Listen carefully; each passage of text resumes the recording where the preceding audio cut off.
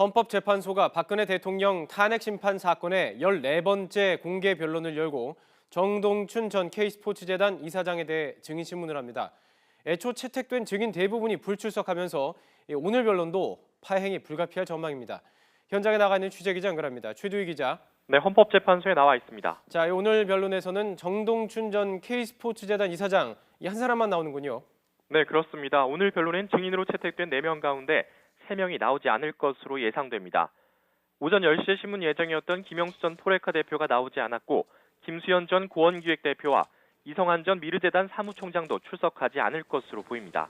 앞서 헌재는 이들의 소재를 파악해달라고 경찰에 요청했지만 경찰조차 소재를 파악하지 못한 겁니다.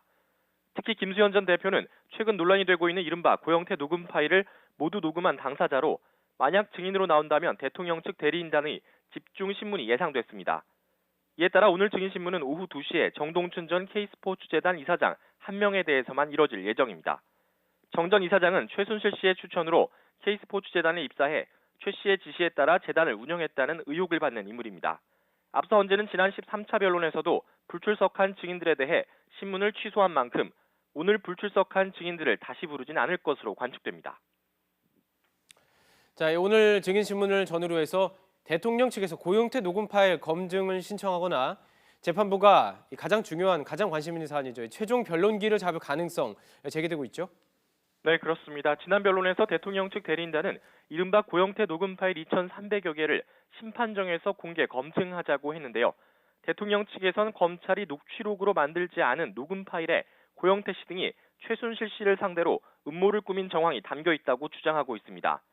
그러자 재판부는 전체가 아니라 확인해야 할 부분만 특정해서 제출해달라고 대통령 측에 요구를 했는데요.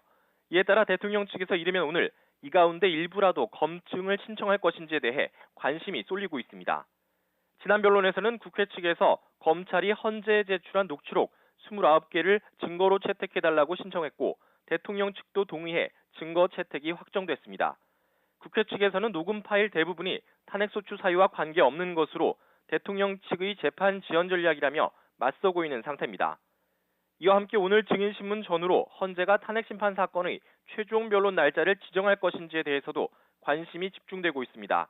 앞서 헌재가 양측에 오는 23일까지는 주장을 정리하는 서면을 제출하라고 한 만큼 오는 24일이나 27일쯤 최종 변론이 유력하다는 관측도 나오고 있습니다.